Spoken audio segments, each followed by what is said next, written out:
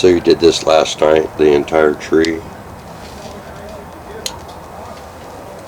So far the art done. This took me all of yesterday.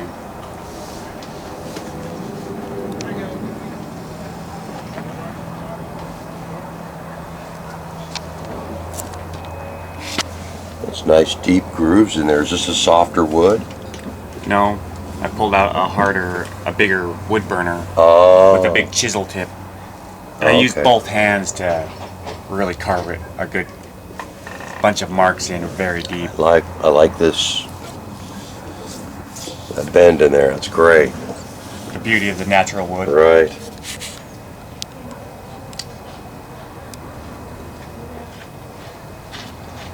With Looks this like perfect, you're getting ready to color.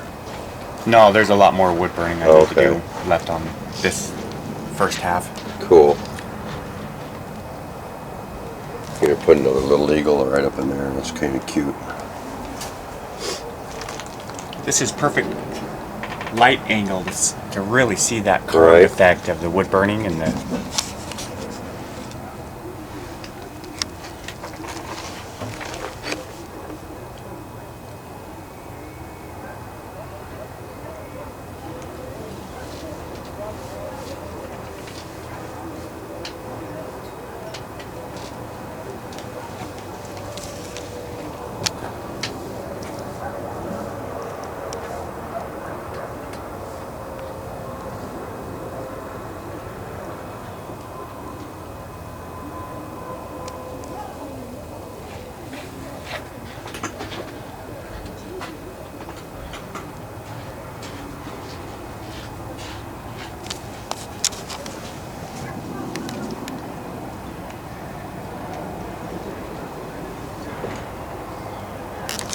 Race. The lines don't come out of the wood. You'd have a huge black gobby mess. Literally, if you tried to do a pencil and like actually sketch out the animals on the wood every time. Right. Because the pencil goes into the wood grain and doesn't come out. Right. So you need to get a template when you want a lot of something. When you're just doing one thing, even then, make it on paper, because you're going to have a lot of black lines in the wood that don't come out. Right. And it's really hard to sand them down to a nice fine sand around your artwork. So you want a template to trace on so that you don't have a whole bunch of really disgusting lines that you can't get out of the wood. So make your art, and then as far as the animals, a lot of this stuff you can just create as you go. That's what I do. Okay. You know, all the field work and all the creation of my scenery and everything. It's really nice to have the freedom to just create it as you go. Fill it in. But like the animals that need to be perfect, it's really important to actually draw that out on paper first, and then trace it on. Because drawing it is a disaster. Because you've done that. Yeah. You've done that once, right? You know, I'm even sanding out a spot here, but if I had a bunch of art around there, my art would be ruined. Right. Trying to sand out stuff. Like these little dents in the wood up here. Yeah, but even I'll be working on this one. I'll probably get this eagle done in just one day. Today it'll be done. I'll be able to work a little bit more detail and wood burning up through here. Maybe I'll be able to start coloring this tonight, but it's probably going to be tomorrow. This will be a 3 long day project on this one. If I was at home, could stretch this into 4 or 5 days. Right. Have some coffee in between, a couple naps. Well, maybe not coffee, but maybe a couple of naps. Massage therapy in between.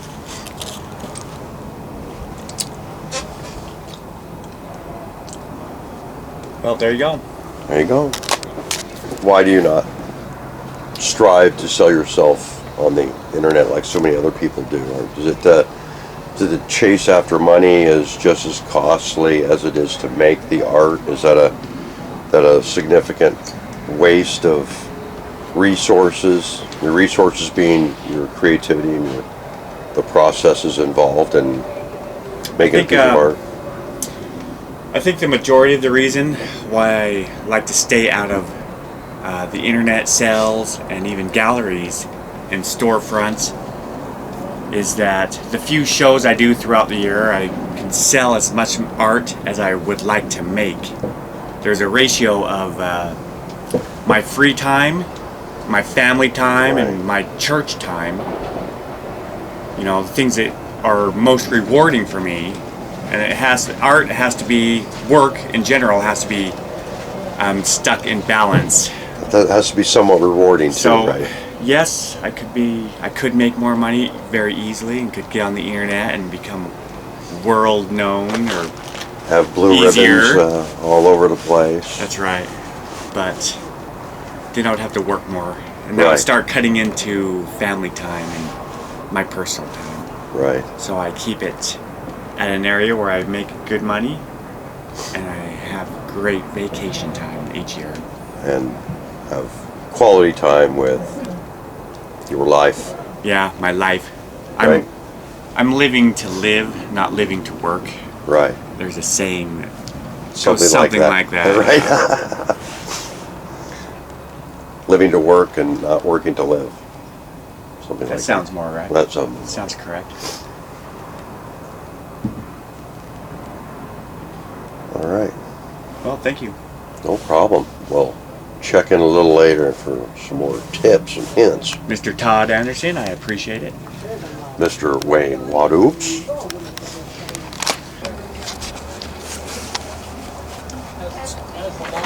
So when it's a creative day, is when you start working on the animals, the development of the scenery, the tree kind of layout, the rocks.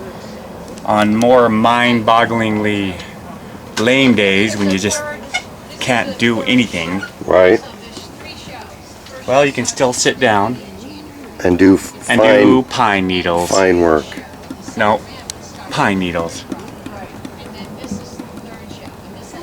For endless hours.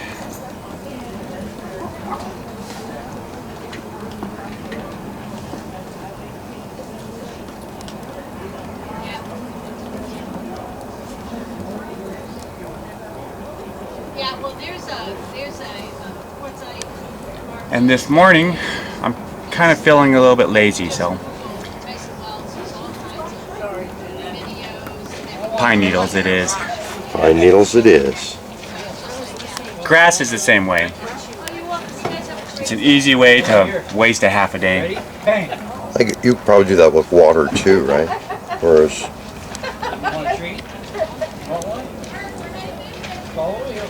water's just wavy, right? Kind of, or that more carvable.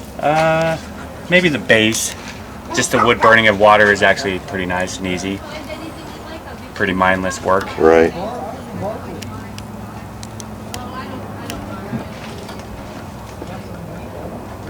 But you need to have balance at any rate. So it's nice to have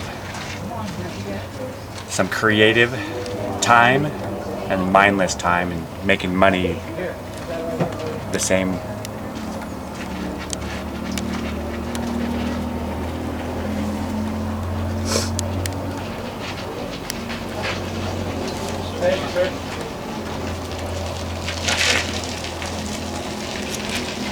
You should make a little Sasquatch in there somewhere.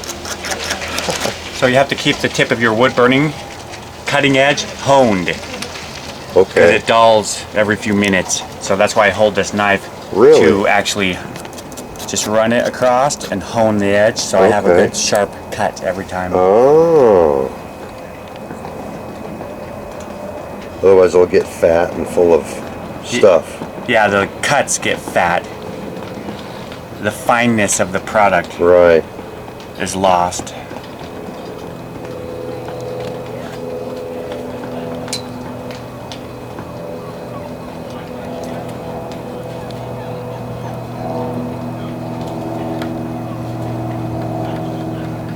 One of the great things about the imagination is everyone has one. So when you just do big dark areas with the texture in it, people fill in the scenery in their minds. So you can everything does not need to be highly developed artwork. Yes, that's a celebration. It's always the Friday in January is when this big show celebrates. So the dates fluctuate every year. And if you go Get a little bit of carved effect underneath that branch. game store in the office, they have little swatches where the dates are all but it's a third of the big Oh, yeah. Big Tent opens up the park Saturday.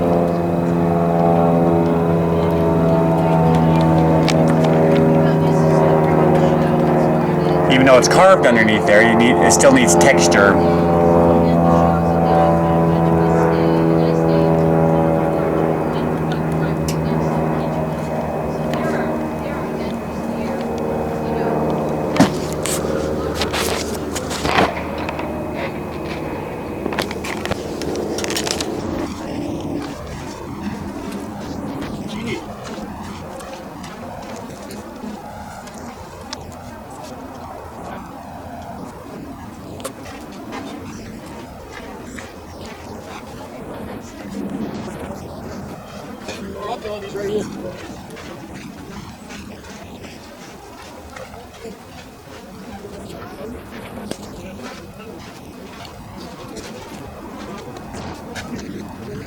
Cutting underneath the feathers, giving them that 3D effect.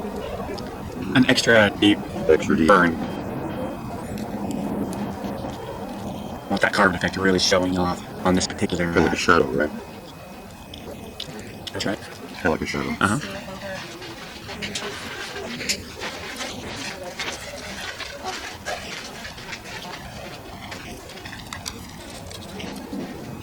Although with a shadow, you can't. It doesn't feel like it's true depth. You have to have true depth to have true depth. Right. You can't fake very well The etching, right? an actual endless hole of darkness where there's no light returning from it. So you gotta you cannot be able to see the end of this. It's a cool effect.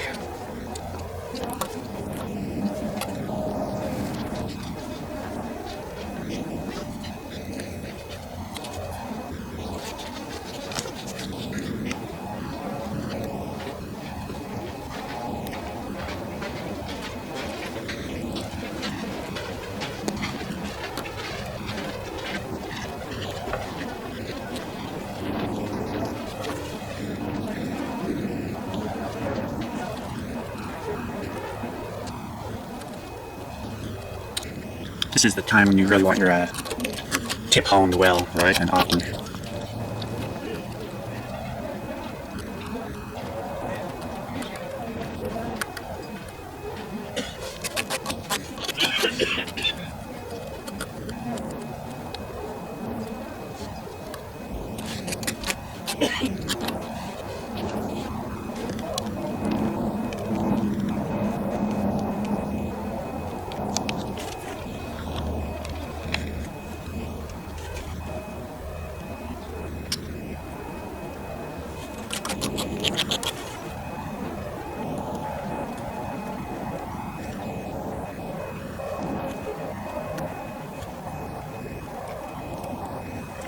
And so forth and so on until there's an entire eagle. Just like that.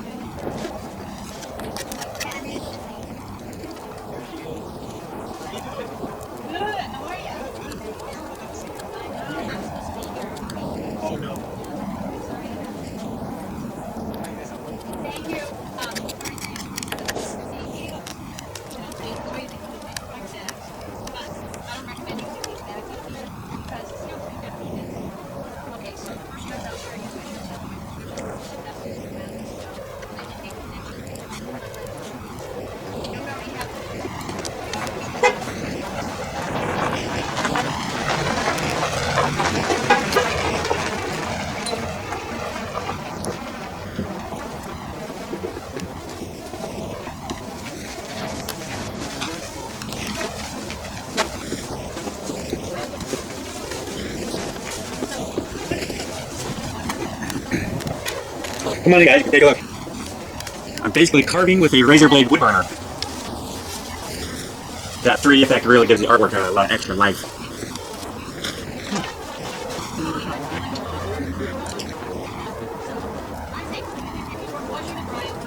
Go ahead and feel it if you'd like to. And of course, handmade originals. I harvest these trees in Idaho. Cottonwood and maples and a few other varieties of trees. So I pretty much run a 7-foot chainsaw and slab these slabs right there where I drop the tree. It takes about a year to cure the wood, just sitting around, so it's quite a long process to do all of it. Now, when you cut a whole tree up, you don't care that maybe 20% crack. Then you just break those into 2 pieces and make 2 pieces more.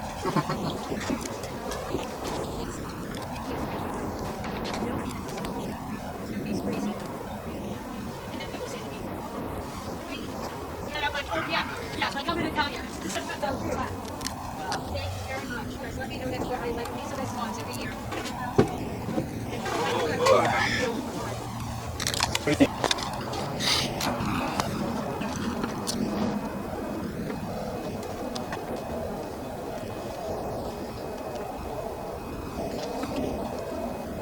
It's smarter to make some pilot marks.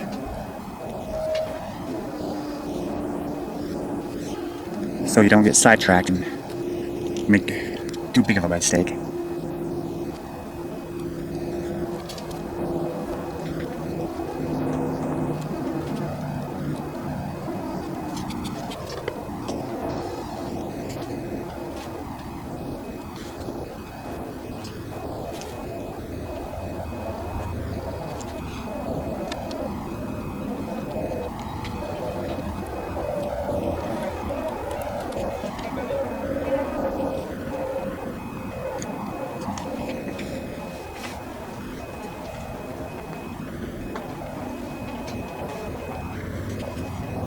We'll come back with a smaller tip and do more on the face. Oh, that was a broad knife? Yeah, it's a broad tip. It is a razor blade steel, but Gotcha. it's our, So this shows how the feathers are done. the underneath layer. Okay. I'm going to color that with colored pencils and then also acrylic. But we want the carved effect underneath.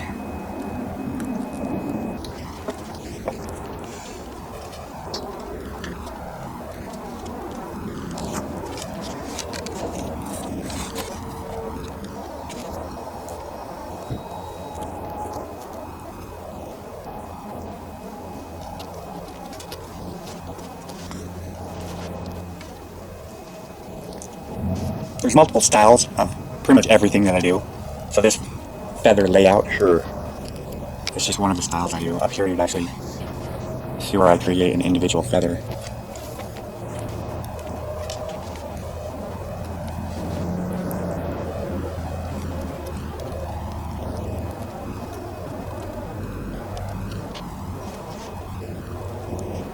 Whereas down here it's just a texture of a feather. Right. How they lay out. This textured layer, though, it's easier to create dimension in the body of the animal. Because it's kind of like line drawing, you can do circles easier.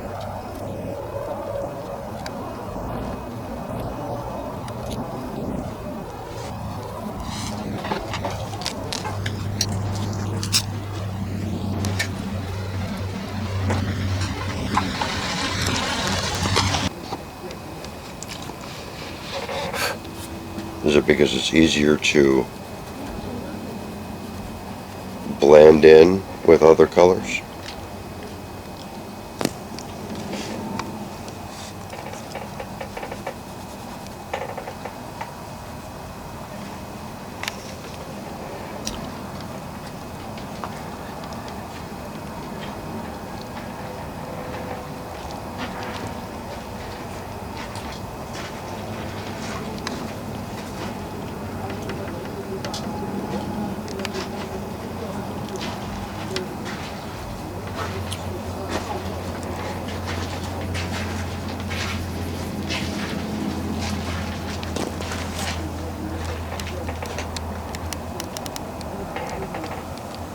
You have to start using white before any other colors, because it's very hard to get any other colors to work right.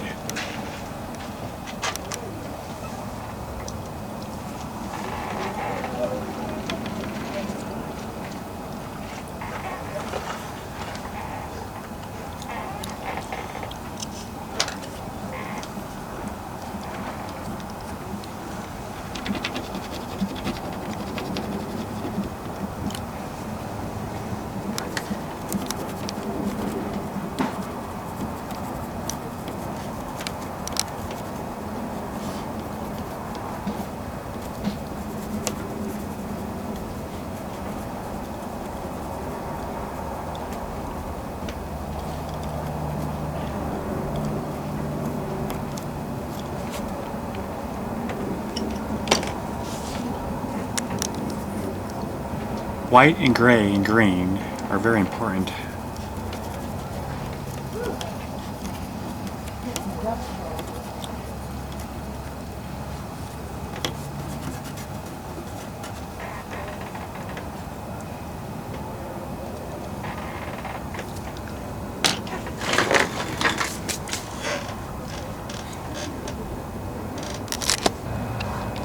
So a really basic pine tree will just have a dark green and a lighter green, and I always like to put a little black somewhere in the shadowing. Oh yeah, that's a good So idea. the work itself actually is the wood burning and carving of it. So I just need an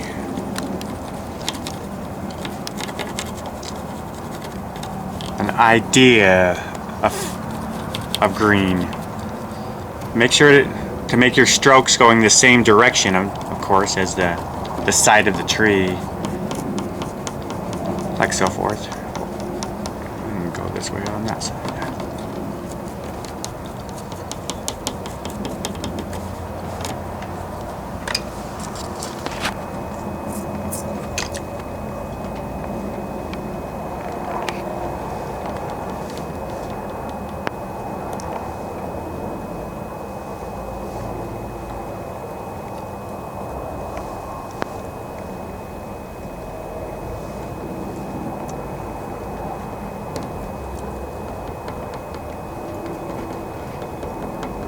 Now, instead of staying in the lines, the general idea is to stay just generally around the lines. You don't need to necessarily, there are no lines.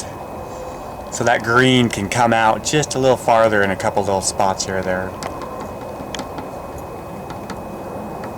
Of course, I like to roll my pencil slightly with every mark, and you're hitting a sharp point. Okay. So I'm always rolling my Sure, pencil yeah. to get a tiny little, the tiniest mark that I can.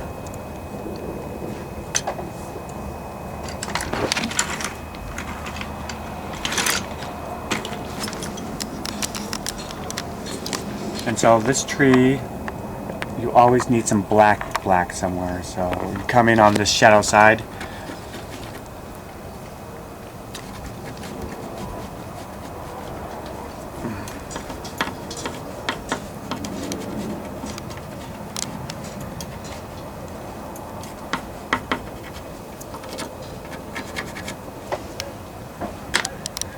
At this point, if I was going to be finishing this piece, I'd get a little bit of yellow paint and just do a little bit of highlighting in a few little spots up the front of this pine tree. Okay. And then I'd be finished with that. Very cool.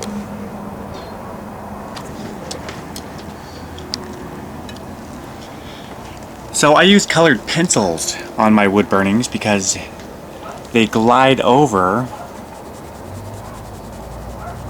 the razor blade cutting. And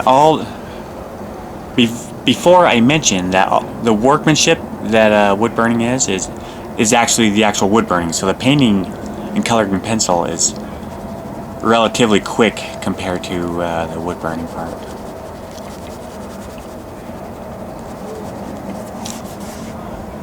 You can't paint this very easily without filling in all your wood burning cuts. And that would be ruining the that carved effect and all the work involved in burning it.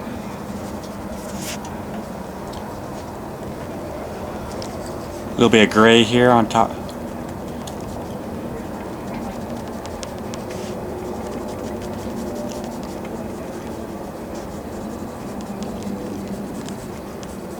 Now, of course, at this point, I'll get my my tiniest little paintbrush, and I'd get a little bit of white and just really carefully do a little bit of white up these feathers with just white acrylic.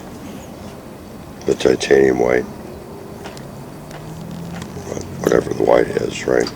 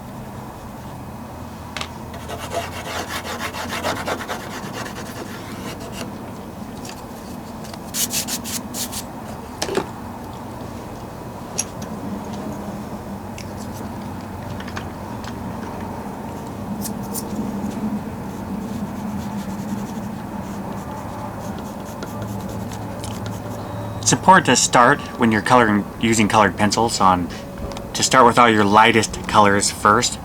That's why I use white and any of the lighter colors with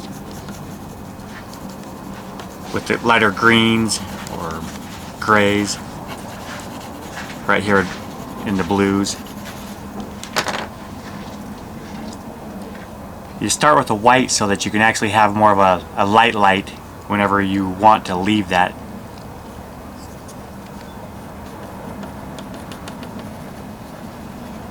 I see, it's easier to darken.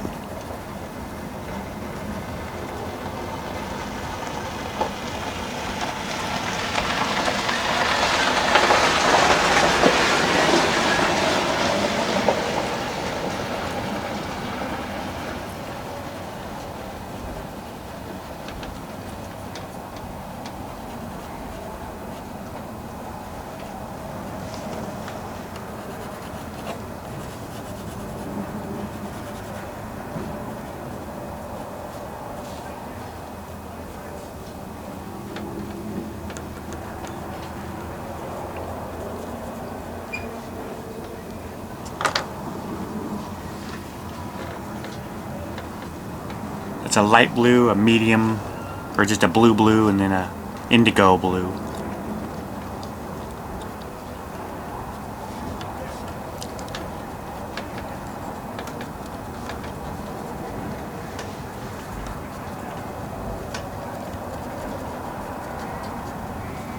That is a nice contrast.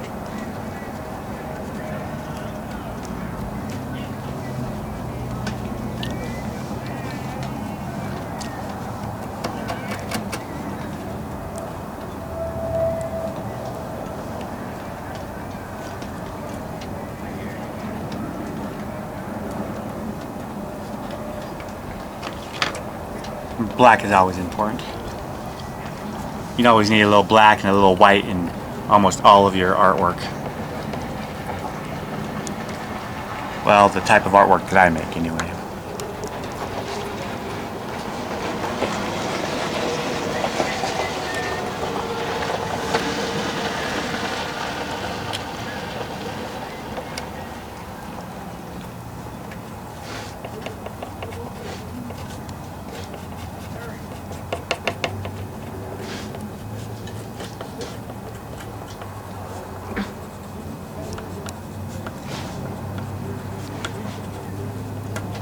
That's cool, little shadows.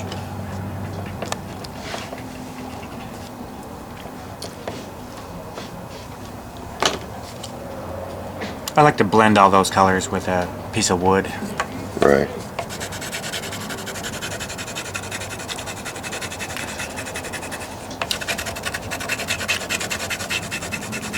That's great. Of course, at this point, Right at all. Man. At this point, I would be taking my 18 by 0 round. It has a tiny little tip there. This is what I paint almost all my painting with, because I can deal with my razor blade cutting. So I would take this tip and I would lightly just put a little white paint on it and just dab a little white paint across that water. Sparkles. Little, yes, just a little bit of sparkle across there, and then a little bit of paint coming down through this.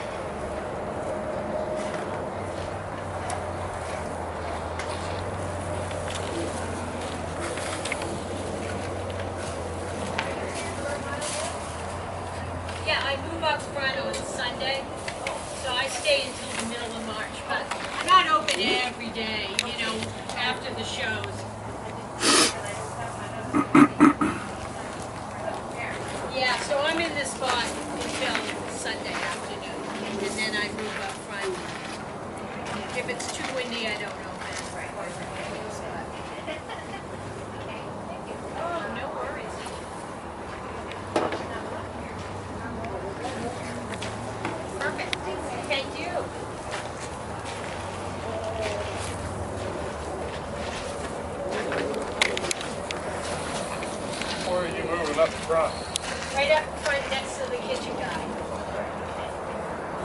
Yeah, I stay into the... More pine needles.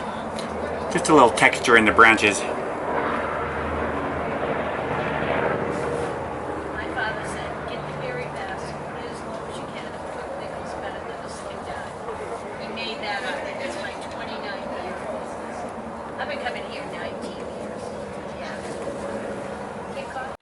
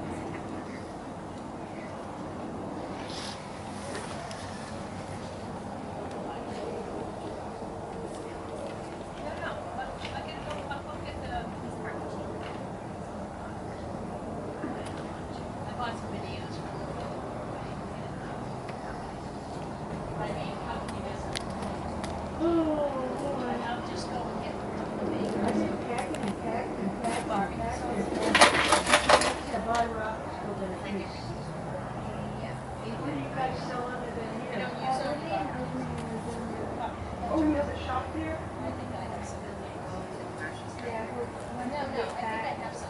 There from here, then You stay there all year then? not in the summer. In the summer it's too hot. How long you guys been in Oatman?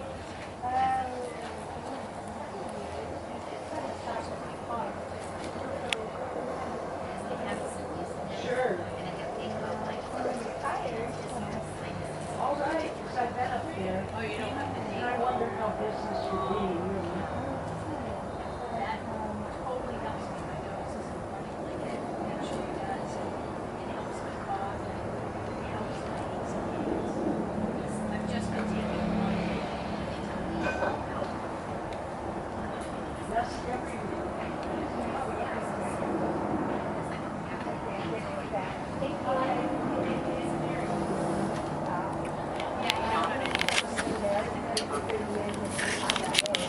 Water-based polyurethane.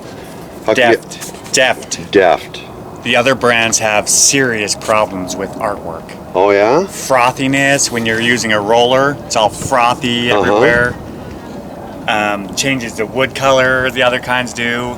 Okay. The Deft brand's expensive, Right. but it keeps the true color of the wood correct. Okay. It's not frothy when you're trying to roll it Right. and have foam everywhere drying. Right.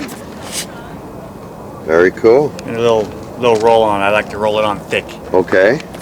You just like pour it on there and then smoosh it in.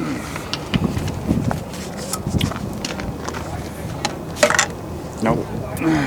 Just Oh. dip it and roll it on. Dip it and roll it on.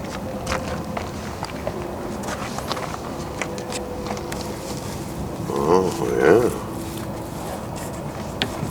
yeah. Changes the color of the wood a little bit, doesn't it? It brings out the Brings beauty out of the the wood pearls, yeah. quite a bit.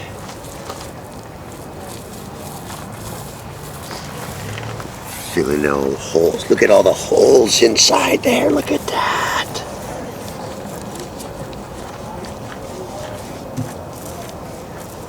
You gotta be careful not to smear your paint. Okay. With this water-based Deft, you have to be quick over the painted areas Oh, okay. and not go back to it later and smear it around. Oh, okay. So get it once and get her done. So I like to get everything else lacquered or polyurethane first before I do the white painted areas. Oh, okay.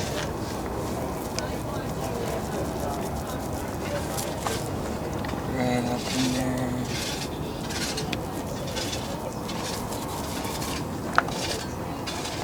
I found sometimes this polyurethane keeps the color whiter than the other ones, but sometimes it still yellows. So sometimes I still have to go back and do a little painting on top of this coating. Because A big old card. the polyurethane. Big old hole right there. That's great.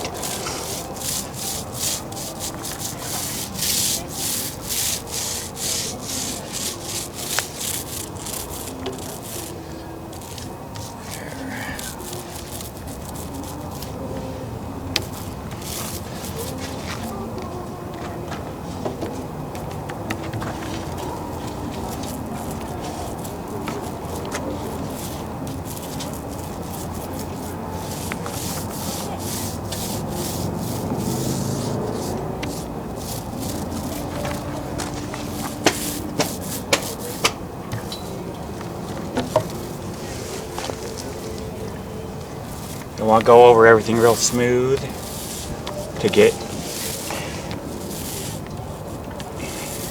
any rogue piles of a finish Right? sitting in a big puddle somewhere. Right.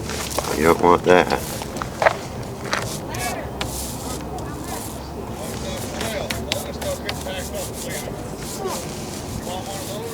You go in here with a brush and touch this up, or No, my roller. no? Oh, you do it there too. Want thick. Right? There's already one coat on the burnt edge. Right? You need to put two. I see why this hurts your back. Need to be like on a Not at home. right. Just it shows I get hammered. Yeah. Very cool. You got some there too. Change the wood color. Crazy. I used a different polyurethane to seal the back. Oh. And that's a negative effect of That's using the negative that other effect. kind of polyurethane. Oh. So that's, of course, why I use depth polyurethane, because the other brands, Doesn't soak in. that's what it did to the wood. Wow. It made it a white. Huh. Because the other ones want to claim they keep the true color Right. and non-yellowing, and that's how they achieve that, is they just make it white, Just make it white.